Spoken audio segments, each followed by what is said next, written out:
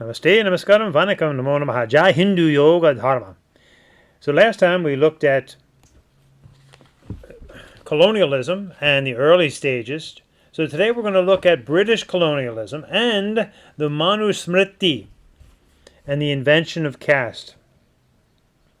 So we begin with the Manusmriti. Why? Because it is one of the most controversial and misunderstood texts associated with Hindu civilization, though many, this is not even on their radar, including Hindus. Critics often point to it as evidence of oppression, hierarchy, or patriarchy, while defenders sometimes react by denying any problems at all, yet neither extreme leads to clarity. Now, the discussion of the Manusmriti is often emotionally charged and misunderstood. For many critics of Hinduism, this is especially Christian apologists, for example, the Manusmriti is presented as definite proof that Hindu civilization was uniquely oppressive and irredeemably hierarchical, and therefore easy prey for invaders. Yet, many Hindus themselves, myself included, the text is basically unfamiliar, rarely read, and often only known because critics repeatedly invoke it. This raises a very important question for all of us. What exactly was the Manusmriti historically, and how did it become elevated into a symbol representing the entirety of Hindu civilization? Okay, to answer this honestly, we have to move beyond slogans and enter into historical depth. The Manusmriti belongs to a class of Sanskrit literature known as Dharma Shastra texts. Works concerned with dharma, ethics, law, social duties, kingship, inheritance, ritual conduct, and social organization. However, it is crucial to understand that the Manusmriti was never the equivalent of a universally binding, quote-unquote, Hindu constitution. There is no such thing, as far as the scriptures go. It was not the Vedas, nor was it a sole governing authority for Hindu society.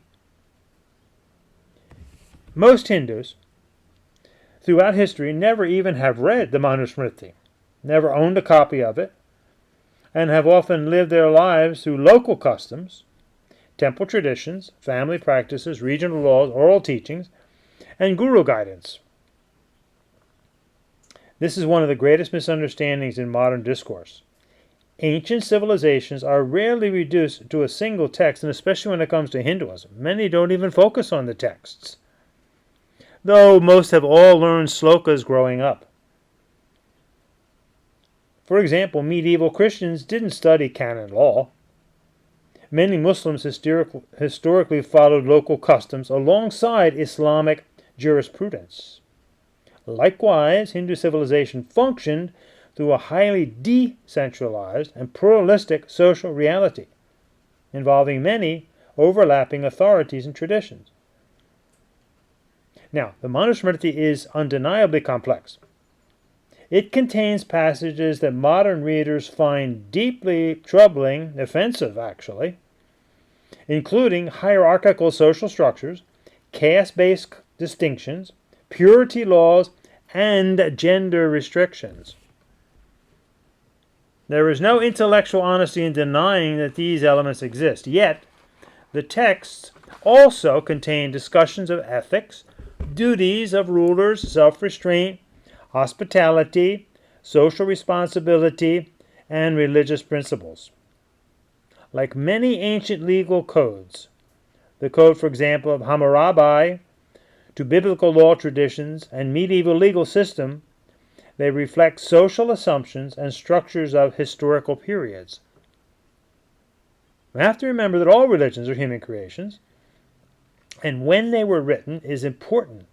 Manu is a mythological figure, actually, and the Shastras may have had many authors, somewhere between 200 BCE and 300 CE.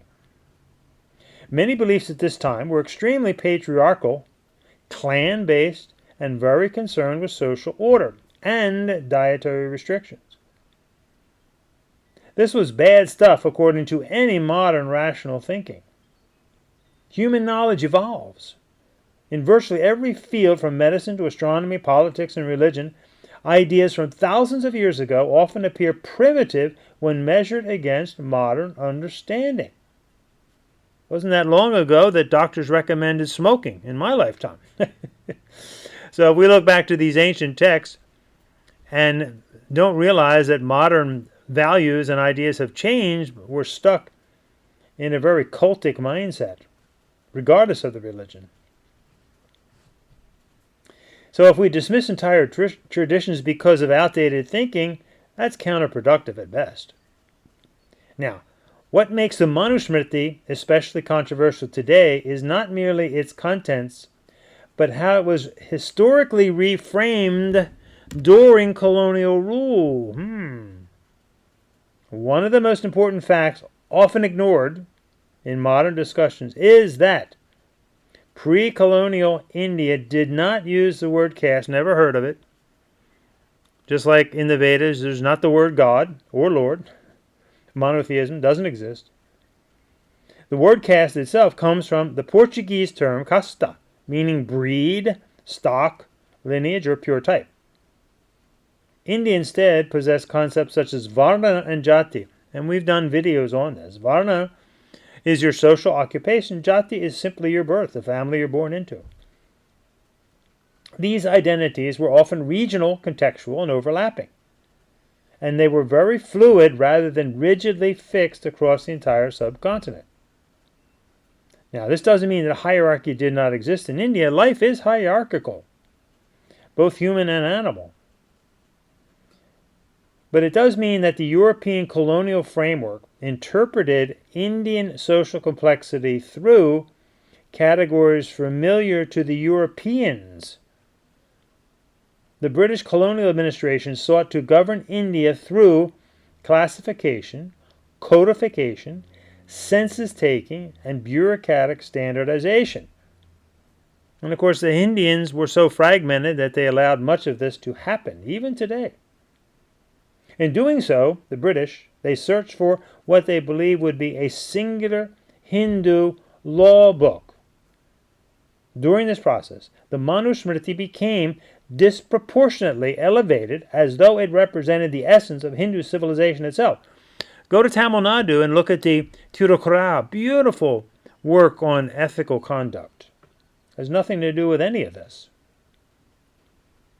The British Orientist Sir William Jones translated the Manusmriti into English in 1794, after which colonial officials increasingly treated it as a central legal authority for understanding Indian society, and again pointing out that most Indians had never even read it. Very familiar to the pundits, of course. At the same time, colonial critics and Christian missionaries frequently use selective quotations from the Manusmriti to portray Hindu civilization as uniquely barbaric and oppressive. This often occurred while colonial violence, racial hierarchy, imperial exploitation, and social injustices within European societies themselves received far less scrutiny. The Manusmriti thus became both a legal curiosity and a political weapon. Yet, another nuance is essential here. Criticisms of aspects of the Manusmriti did not come only from outsiders.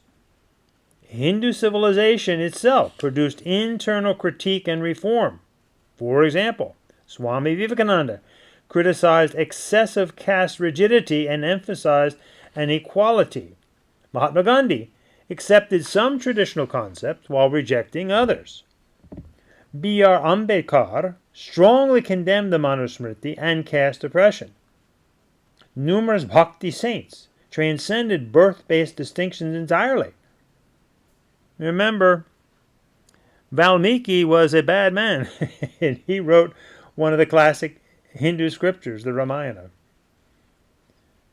And these bhakti-based saints, they emphasized devotion over any kind of social stratification.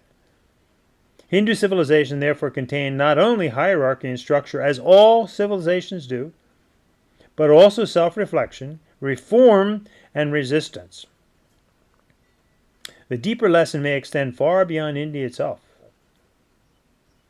The story of the Manusmriti reveals a broader civilization process.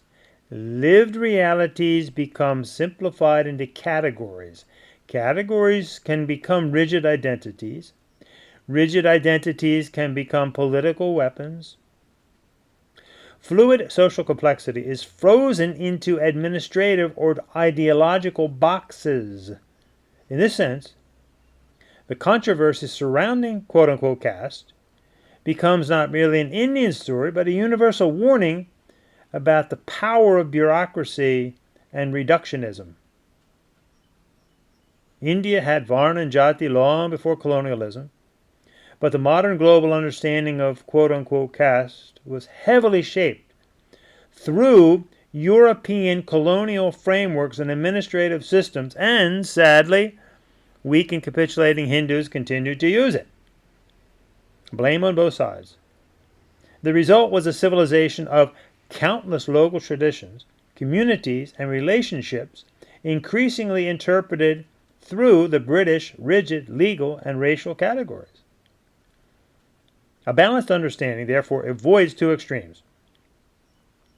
One extreme claims that the Manusmriti alone defines Hindu civilization. We see that's bogus.